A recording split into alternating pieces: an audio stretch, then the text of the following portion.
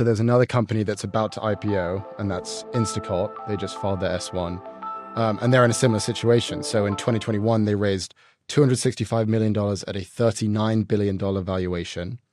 But last year, they ran into some trouble, and they slashed that valuation first down to $24 billion and then to $10 billion. Now, they haven't disclosed any price targets for this IPO, but this firm, Meritech Capital, did a nice analysis, and they found that at a roughly 20x multiple on EBITDA, and that's around where most of these grocery delivery stocks trade at, the enterprise value would be $15 billion. Point being, it's likely going to be another massive reduction from the $39 billion valuation they received in 2021. Do you have any thoughts on Instacart's valuation journey? We're going to see a lot of this. Again, this is a great company. A pandemic darling. They execute well. There's no reason, in my opinion, unless you enjoy it, for anyone to go into a grocery store. I think other than gas stations, grocery stores may be the worst retail. Maybe with the exception of doctors' offices, if you consider that retail. And they have innovated and they save people time. We've always said that the fastest way to build a unicorn is to build a time machine. This is a time machine. It saves people time. Mm-hmm. It's not worth $39 billion. It got out in front of its skis. What's interesting here, and I've been in this situation several times, is what happens and the unnatural acts that are spawned by down rounds. So an example, when you invest in a company and you're the last money in, you're paying a higher valuation. All right, I'm in the C round. The A round was done at a valuation of $10 million, the B round $50 million, the C round $150 million. And that's bad. You're paying more, right? But the good news is you get something called a liquidity preference, meaning that if you invest $10 million, or let's call it $25 million in the C round at a valuation of $150 million, and then things don't go as well and the company gets sold for $30 million to another private company, the last investors get their full $25 million back before anyone else gets anything. And it waterfalls back until all the prefs have been met. And then the common shareholders start to participate pari passu with everybody else. So that is a wonderful thing to have. Now what happens is if a company's going public, and this happened to me at Red Envelope, at a lower valuation than what investors invested in the last round, they're kind of pissed off and they're thinking, well, actually, we'd rather you sell it to somebody else and then we'll get 100 cents on the dollar instead of 70 cents on the dollar. But the previous investors wanted to go public. And so there's some arm wrestling and some wrangling and sometimes some dealing. But generally speaking, what I say to entrepreneurs is be careful about raising money at a really big valuation because, granted, most investors, I'm looking at an investment right now, and we're arguing over valuation. I'm like, all right, you have to prove to me or show me how I'm going to get 5x on this if it goes well. So, okay, be careful what you ask for. If you raise money at $150 million valuation, keep in mind those investors are expecting you to have a liquidity event in 3 to 7 years at $750 million. And if you don't... What stage is this company that you're looking at? It's a growth stage company. So it's a company that's doing... it's a small VC-backed company in a business very similar to L2, so I understand it. Okay. The company's killing it. The founder's great. It just feels, smells, and looks like L2. And I'm like, okay, you want to raise money at a $30 million valuation. How does this get worth $150 million with dilution of employees? How's it going to be worth $200 million? Because if it's not, your last round of investors, unless this goes south, are going to tell you to just stick with it and aren't going to be open to conversations around an IPO or an acquisition until you get there. And I imagine there's a lot of that here because what happens when you go public is all of those liquidity preferences disappear and every share becomes the same. Mm-hmm. So anyone who's underwater or invested at a larger valuation would rather them keep going and not do the IPO unless they're fatigued and they just want to get their money out and they want some liquidity and the company will be worth more and have the currency and the capital to grow the business. And the early investors are dying for everyone to convert to one class of stock because then all those liquidity preferences ahead of them dissolve and go away. So there ends up being a lot of arguments and very pointed conversations and intransigence in the boardroom. When we were going public at Red Envelope, the last investor had invested at a higher valuation than the IPO, and they wouldn't approve the IPO. Until finally it became clear, like, we have no other options. And keep in mind, it's lower than you'd like, but it's going to end up being zero if we don't raise capital at some point. Mm-hmm. And the capital markets are friendly. So you're going to get, would you rather get 70 or 80 cents on the dollar or 30 in 2 years if we don't maintain momentum, have the currency for acquisitions, and the capital to fund the business.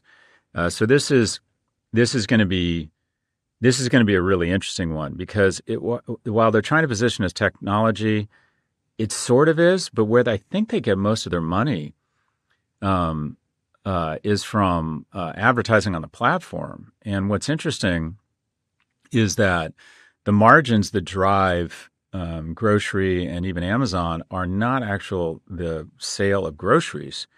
It's the equivalent of shopper marketing. So what do we mean by that? You buy diapers, there's like no margin on it. The store doesn't make much money, but what they make money on is Pampers will set up a cardboard cutout end cap, and they pay the store to try and gain market share. Picture of a cute baby, a cutout of Tom Brady and a Bud Light end cap. They actually, shopper marketing or in-store marketing is actually a bigger business than brand-based marketing or advertising, which was shocking to me. And Amazon makes just a shit ton of money going to Pepsi and saying when someone types in or searches for Coca-Cola on the Amazon platform, would you like a Pepsi ad to come up? It's just an amazing business. And my understanding is the same is true of Instacart, that they make a lot of money with advertising. And just some stats on them. They have grown 8 straight quarters, their revenue. They're GAAP profitable for the last 5 quarters. So this is a good business. Online grocery, the category is growing. It represented 12% of the grocery market, and that's up from 3%. We were really slow in the U.S. to get there, and it was obvious it was going to happen at some point.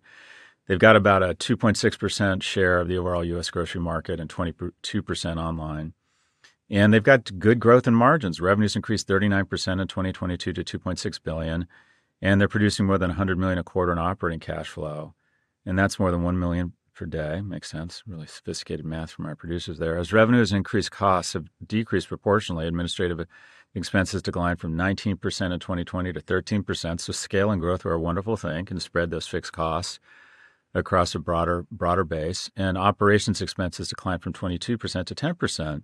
And their gross margins exceed that of Amazon and Walmart at 75% versus 48 and 24 at Amazon and Walmart, respectively. But again, a great business, growing. It just got out over its skis, as a lot of companies did in terms of valuation. It looks like it's going to go out at $15 billion. So what is that? That's a haircut of 50 or 60 at, at some point they had a $40 billion valuation. That's a 60 point haircut. And the analogy I would use is that grocery stores are sort of the cable companies of the 90s. And that is, they don't make money selling content. They make money advertising against it. So think of the groceries, think of the produce, think of the meat, think of the cereal as content. And then they run commercials against that content. 72% of Instacart's revenue came from transactions and 28% from advertising.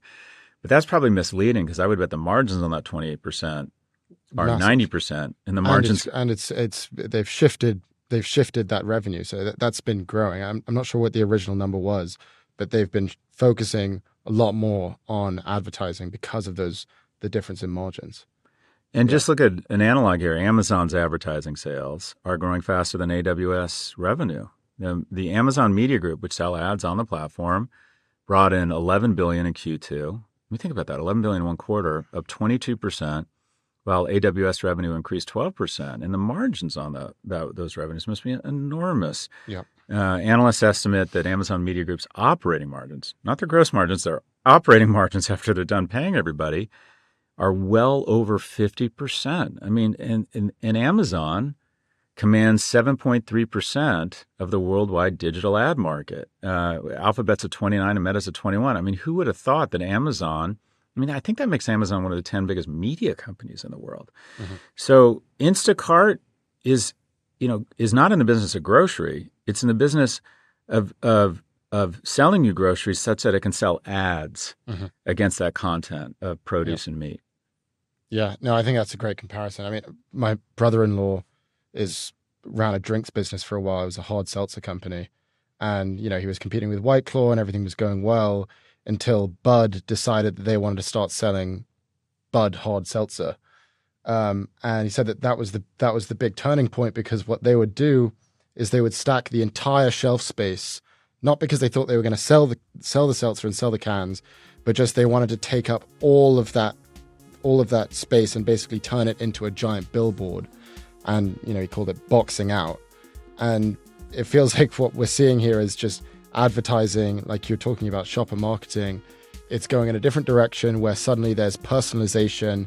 You can look at impressions, you can look at clicks, click-through rates, you can look at average spend per customer. And yeah, absolutely, that's what Instacart's taking advantage of here.